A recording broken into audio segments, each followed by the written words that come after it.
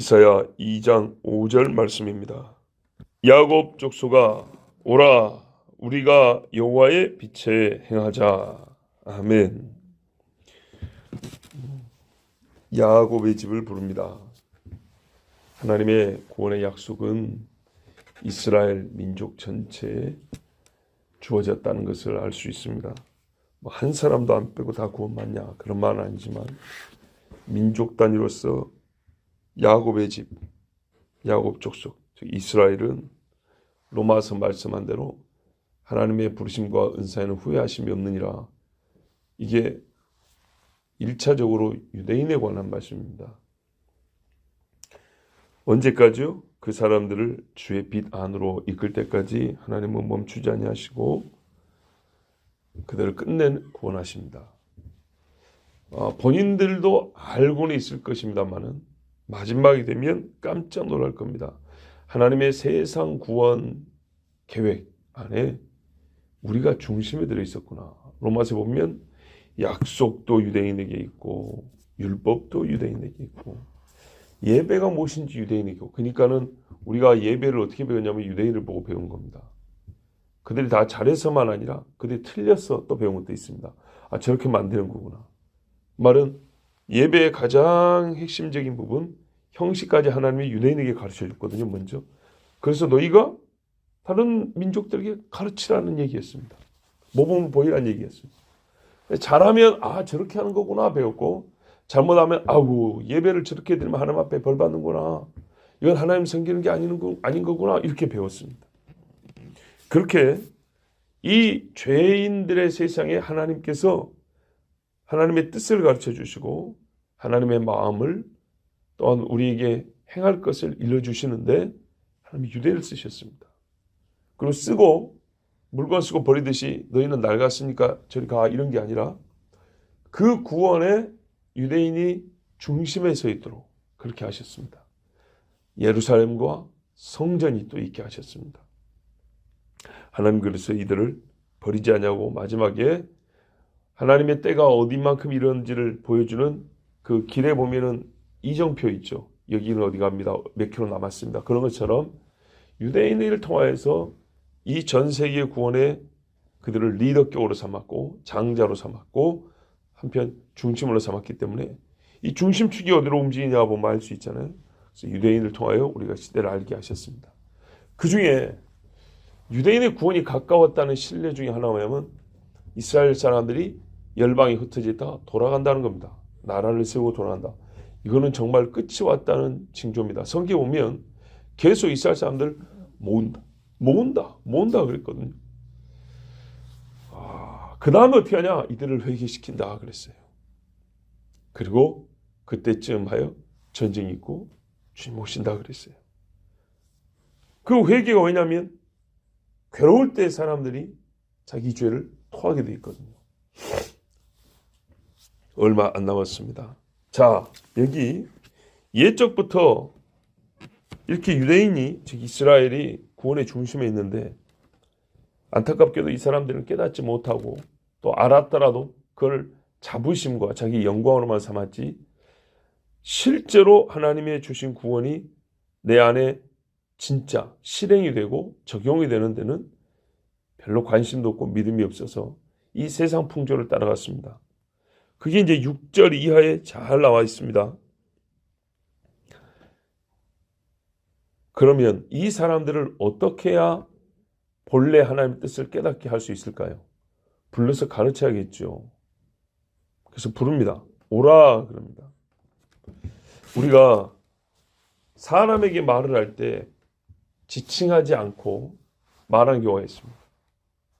누구야 말하지 않고 그냥 말해버린 경우가 있습니다. 그러면 한두 번이 아니라 계속 그런 식으로 하면 저 사람이 나를 뭘로 불러주기 싫은가 보다 이렇게 생각하는 경우가 있습니다. 우리 협력 선교사님들 중에 통화를 하거나 문자를 하면 여러 차례 했는데 저를 목사로 부른 적이 한 번도 없는 선교사님이 있습니다. 저는 그분한테 선교사님 이렇게 부르는데 그분은 저한테 목사로 부른 적이 한 번도 없는 그런 선교사도 있습니다. 그러면 이제 어떤 마음이 들까요? 이 사람은 나를 목사라고 부르기 싫은가 보다 라는 그런 마음이 들 수밖에 없겠죠. 인격적인 말하기의 기본은 뭐냐면 부르는 겁니다. 누구야? 이렇게 부르는 거죠. 우리가 어떤 객관적인 사실이나 말을 전달하는 심부름 같은 누가 뭐뭐 하래요? 이거 던져놓고 가버리는 이런 말은 굉장히 비인격적이고 사람에게 모욕감을 주는 그런 말하기인데요. 누구야? 부르고 거기다가 뭐뭐 하자, 합시다. 이런 굉장히 말하는 화법, 말하는 그 방법 중에서도 인격적인 방법입니다. 거기다가 뭐랬어요? 우리라고 그랬어요. 우리. 자기까지 포함시켰어요. 그러니까는 이사야가 지금 전하는 자, 지금 말씀을 하시는 하나님의 심정도 가지고 있고 받는 자, 또 나도 당신들과 똑같이 받는 자 입장입니다.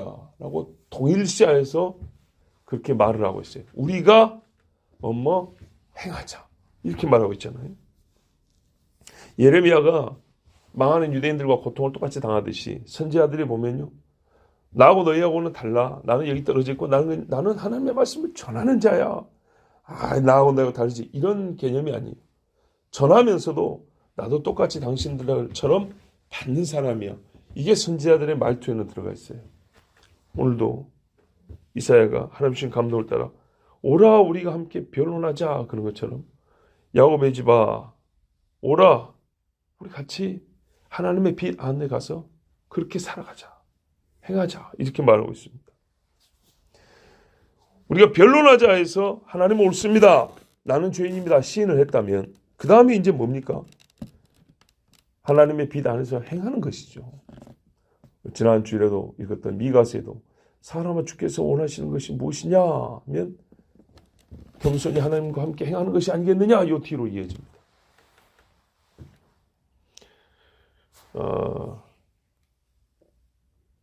이 빛이 뭐냐 하면 야곱의 집이 돌아가야 할 곳, 다시 돌이켜야 될 행위를 말합니다. 여호와의 빛이죠. 여호와의 빛. 이 여호와의 빛이 뭐냐 할 때 넓게 보면 구원이고요. 조금 구체화시켜서 좁게 보면 하나님이 주시는 율법입니다. 우리 참고로 시편 67편을 한번 보시면 67편 1절 2절에요. 이런 말씀이 있어요.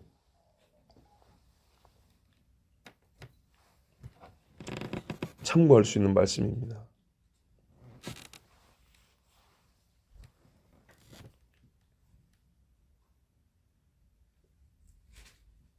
자, 여호와의 빛으로 돌아가자 했는데 여호와의 빛이 뭐냐면 시편 67편에 보면 1절 2절에 하나님은 우리에게 은혜를 베푸사 복을 주시고 그의 얼굴빛을 우리에게 비추사. 자, 하나님의 얼굴빛이 우리에게 비춰주니까 이제 우리가 뭘 하냐 했더니 2절 말씀 같이 읽습니다. 시작. 주의 도를 땅 위에 주의 구원을 모든 나라에게 알리소서. 아멘. 자, 하나님의 빛이 비춰줄 때 두 가지가 가능해지는데요. 그리고 그것이 우리를 통하여 이제 세상에 알려지기까지. 그러니까 이스라엘이 항상 중심에 있다는 걸 알게 되는데 빛이 말하고 있는 바가 뭐냐면 하나님의 도, 하나님의 구원입니다. 그러니까 하나님의 말씀을 빛이라고 부르고 또 하나님의 구원을 빛이라고 부릅니다. 하나님은 빛이요 생명이니. 구원의 이야기죠. 또 말씀, 주의 말씀은 내 발의 등이요 내 길의 빛이니다. 그래서 빛을 성경에 보면 크게 세 가지로 쓰는데 하나는 하나님의 영광 그 자체를 말할, 하나는 생명이라고 하는 구원을 가리킬 때고, 그 다음에 이 구원에 이르는 유일한 방법으로서 하나님이 우리에게 주시는 계시의 말씀을 빛이라고 그렇게 부릅니다. 그러니까 또 말이 되잖아요. 빛 가운데 행하자 했는데 행하기 위해서는 구체적인 계시, 지시, 명령이 있어야 됩니다. 그럼 그 구체적인 명령이라는 것은 어디서 옵니까? 어떤 형태로 옵니까? 종이딱지로 오는 것이 아니고요. 말씀의 형태로 오죠. 하나님이 말씀의 형태로 우리에게 주신단 말이죠. 그러니까 여호와의 빛 가운데 행하자 할 때 여호와의 빛은 하나님의 말씀입니다. 뭐 태양빛이냐 아니면 우리가 눈 감으면 막 떠오르는 어떤 그 아름다운 이미지냐 절대 그런 게 아니고요. 역사 속에 주어지신 하나님의 말씀이에요. 우리가 이미 이사야 2장 뭡니까? 3절에 보면 이런 말씀이죠. 그가 그의 길을 우리에게 가르치실 것이라 우리가 그 길로 행하리라 그랬죠. 예. 이미 여기 나왔어요. 행하는 게 뭐냐면은 그 길을 따라가는 거다. 그 길을 아버지가 하나님이 친히 가르친다 그랬어요. 근데 바로 앞에 보세요. 율법이 뭐 어디서 있나요? 여호와의 산에서 시온에서 나온다 이렇게 말하고 있어요. 그러니까요. 이 여호와의 빛은 더욱 구체화시키면 율법이에요. 우리가 율법을 생각해보세요. 얼마나 좋습니까? 여호와 하나님만을 믿어라. 그 믿는 방법 상을 만들지 말고 부모를 공경하라. 안식일 지켜라. 야, 이게 빛이에요, 빛. 우리가 예수 믿읍시다 했는데 그걸로 끝이라면 믿는 게 뭔지 알겠어요? 믿고 어떻게 살아야 되는지 알겠어요? 전혀 알 수가 없습니다. 이렇게 구체로 주신 하나님의 율법이 구원에 이르는 하나님의 계시의 말씀들이 빛이에요. 자, 우리가 하나님과 변론을 했으면 그 다음엔 어떻게 해야 돼요? 인정이 됐잖아요. 하나님의 오르심과 인자와 긍휼과 나의 죄와 패역함이 인정이 됐으면 돌이켜야죠. 돌이켜서 방향만 돌리면 되나요? 돌이킨 방향으로 가야죠. 그게 행한다는 말씀입니다. 너무나 우리가 다 아는 말씀이고 당연한 이야기죠. 이 행한다는 것은 도덕적인 정도가 아닙니다. 도덕은 하나님 없어요. 사회적인 것도 역시 이 땅의 일로 끝나버립니다. 하나님과의 관계, 즉 하나님이 영원한 세계에서 인정할 만한, 영원한 가치라고 인정할 만한 그런 삶을 말하는 겁니다.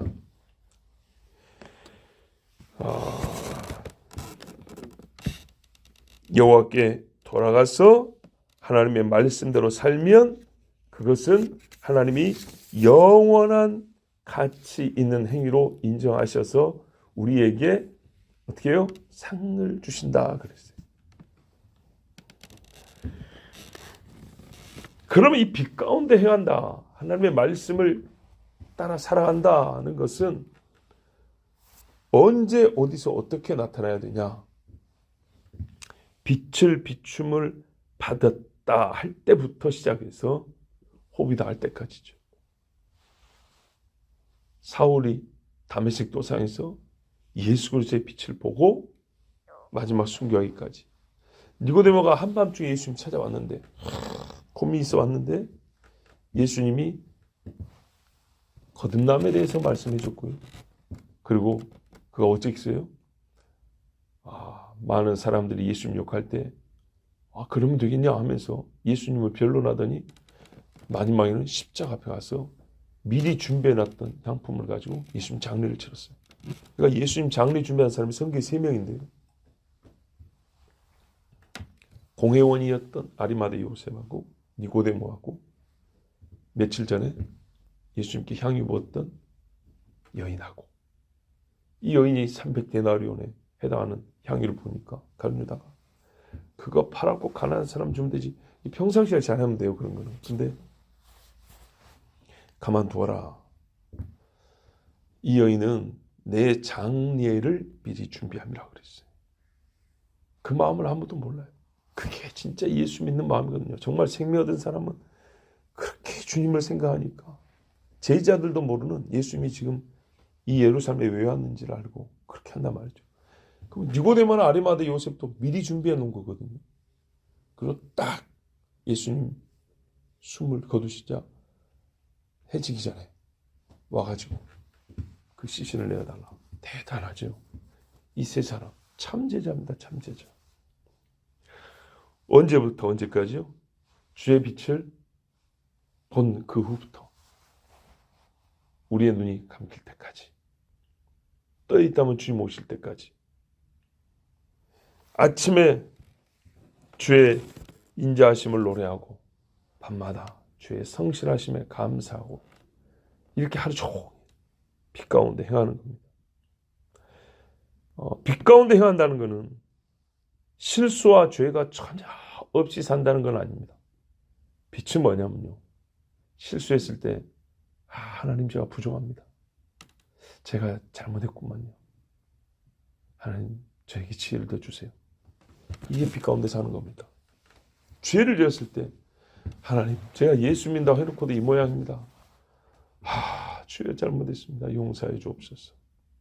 저로 말미암아 이렇게 영적인 해를 입은 사람들을 하나님 다시 그들을 살려주시고 많은 사람들에게 내가 빛을 받았으니까 빛으로 살게 도와주십시오 라고 기도하는, 이게 빛 가운데 사는 사람입니다. 베드로에게도 네가 돌이킨 후에 네 형제들을 굳게 하라 그랬단 말이에요. 마가도 보세요. 바나바의 조카인데 또 삼촌뻘 되는 바울 돕겠다고 갑시다 삼촌들 하면서 성교행 갔다가 중간에 풍랑 한번 일어나고 하니까 힘들어 못하겠다고 집에 돌아가 버렸죠. 근데 나중에는요, 바울이 순교하기 전에 뭐라 하면 마가 좀 데리고 와라. 마가 그가 이제는 아주 훌륭한 동역자가 됐다. 이렇단 말입니다. 빛 가운데 행하는 사람은 어떻게 하냐면 이렇게 죄와 허물이 있을 때 하나님 앞에 회개하고 돌이키기를 반복하는 거예요. 부정하는 걸 반복하는 게 아니라 날마다 발을 씻어야 한다 그랬어요. 목욕을 했는데 발을 씻어야 된다 그랬어요. 이 사람의 발 씻는 행위는 어떻게 나타나냐? 실제에서는 하나님 1차적으로 하나님께 대하여 죄를 투명하게 공개합니다. 일부분 뒤로 남겨놓고 일부분만 보이는 것이 아니라 하나님께 다 보일 줄 아는 사람입니다. 또 사람에게도 회개와 용서비임이 필요하다면 야고보서 말씀대로 공개적으로 사과할 줄 아는 사람입니다. 그리고 더 이상 반복하지 않도록 죄를 버려나가는 게 보입니다. 버려나가는 게. 생각을 해보세요, 여러분. 정말 산수로 한번 보세요. 산수로. 내가 1000가지 죄를 한번 써보라니까 예수 믿고 나서 당신이 하나님 앞에 이게 죄다, 내가 행하고 있는 것 중에 죄라고 생각하면 써보세요 하면 100가지, 1000가지가 나올 수 있습니다. 자, 예수 믿은 직후로 이거 다 버리려 해도 하루 만에는 시간이 부족해서도 안 될 겁니다. 내가 이걸 버렸는지 안 버렸는지 확인할 수 있는 것은 똑같이 유혹이 왔을 때, 그 각 죄에 대한 유혹이 왔을 때, 가만히 앉아있을 때는 사실 너와 내가 마주보고 가만히 있을 때는 죄를 지을 기회도 별로 없잖아요. 그런데 정말 그 A라는 죄에 해당되는 A-의 유혹이 오고 B라는 죄에 해당하는 B-의 유혹이 왔을 때 내가 그걸 버텨내고 물리칠 수 있냐? 그랬을 때 나는 그 행위를 버린 게 되는 거죠. 확인되는 계기가 있어요. 확인되는 시점이 있다고요. 한 방에 다 되는 게 아니에요. 보세요. 우리 어디입니까? 예수님 세례받았던 요단강 근처 여리고 옆에 시험산이 있었다 했어요. 세례받고 그 광야의 산 꼭대기, 산 주변에서 예수님 40일 동안 금식하면서 기도했는데 마귀 새끼 와가지고 떡 만들어 먹으라 그랬어요. 테스트 한번 해봤어요. 이겼어요. 40일 얼마나 배가 고픈데요. 40일 물도 안 마시고 예수님 사실 육체적으로 죽어야 돼요. 근데 하나님이 지켜주신 거죠. 모세처럼 말이죠. 근데 그 다음 시험이 어딘지 아십니까? 예루살렘입니다. 비행기 타고 왔을까요? 예수님이 차 타고 왔을까요? 걸어간 겁니다. 두 번째 테스트 한다고 그 산에서부터 예루살렘으로 걸켜서 간 겁니다. 그 성전선까지 올라간 거예요. 뛰어내려 보라 그랬어요. 저 밑에 골짜기나 저 마당 저 뛰어내려 그랬어요. 이야.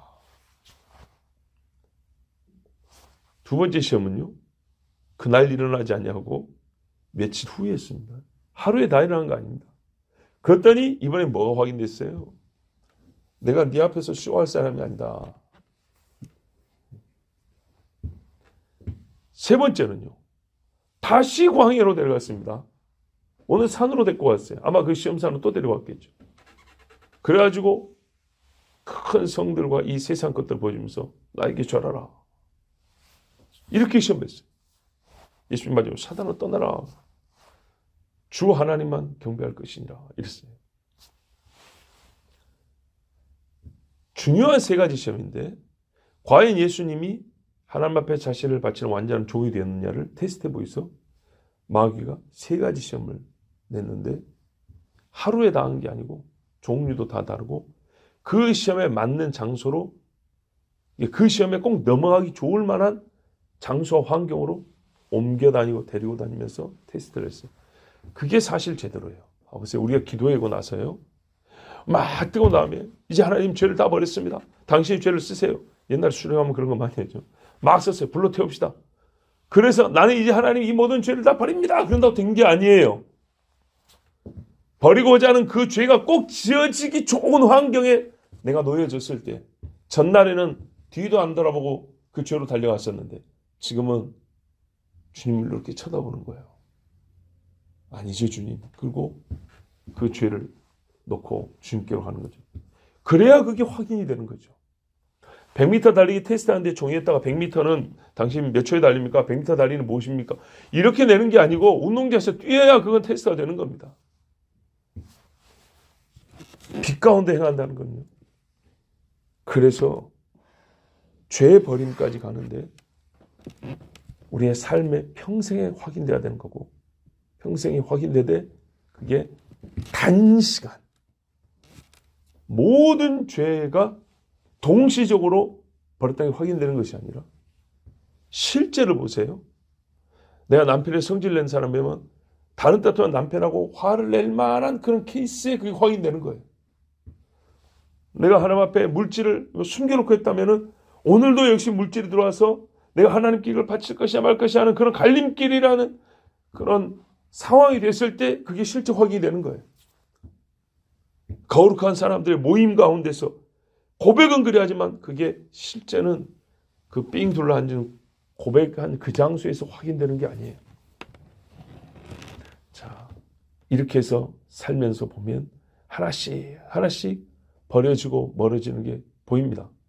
증거로 나타나죠. 그러나 마음은요, 한 번 딱 먹고 시작할 수 있죠. 예. 마음은 모든 죄를 다 버리겠습니다 하고 그렇게 먹고 시작하되 실제는 평생에 걸쳐서 증거가 착착착 나타나 보이는 겁니다. 오늘 이 말씀을 통하여 우리 다시 생각하면서 인정합니다. 우리가 이 선지자가 하나님의 뜻을 전달했다면 하나님이 죄인들에게 하시고자 하는 말씀이 바로 이거예요. 참 많은 말씀인데 요약하면 오늘 우리가 읽은 여기까지 두 마디로 요약이 돼요. 이스라엘에 주신 말씀은 곧 구원의 중심에 있기 때문에 우리에게 확대하면 우리에게도 주신 말씀인데 하나님이 모든 죄인들에게 자기 친백성이었으나 하나님을 거역하고 떠난 자를 다시 백성으로 돌이킬 때 하나님이 하시고자 하는 말씀을 크게 두 마디로 요약하면 바로 이사야를 통하여 유대인에게 주신 이 말씀이에요. 오라 우리가 여호와께 나아가자가 아니고요. 첫 번째 말씀은 오라 우리가 변론하자 합니다. 변론하자. 죄인이라는 얘기가 전제되어 있죠. 죄인이여 하나님께 나와서 누가 옳은지 따져보자. 두 번째, 확인됐으면 이제 여호와의 빛 안에서 행하자입니다. 이걸 이제 우리가 상대를 보고할 때는 말은 조금 바꿀 수 있겠죠. 예, 통할 수 있는 말은 용어는 좀 바꿀 수 있지만 내용은 바로 이것입니다. 첫째, 하나님 없이 살아가는 당신, 과연 당신은 죄인이 아닌가? 과연 당신은 하나님 앞에 떳떳한가? 하나님이 옳은가? 네가 옳은가? 확인해보자. 두 번째, 확인한 결과 어떠냐? 하나님이 옳지. 그러면 이제 어떻게 할 거냐? 다른 신을 버리고 당신의 고집대로 살지 말고 하나님의 빛 안에서 행하여야 할 것이냐. 요약하면 이 두 마디입니다. 사실 이 두 마디 안에 우리가 죄인이라는 데서부터 하나님이 우리에게 구원을 주시고 구원받은 백성으로 사는 것까지 다 들어있습니다. 우리의 전도도 크게 이 두 마디로 핵심으로 마치 야긴과 보아스처럼 이 두 기둥의 말씀으로 이루어져야 하고 우리도 그렇게 부름받고 지금도 이 시간 아침에 주의 인자하심을 노래함으로 시작을 했습니다.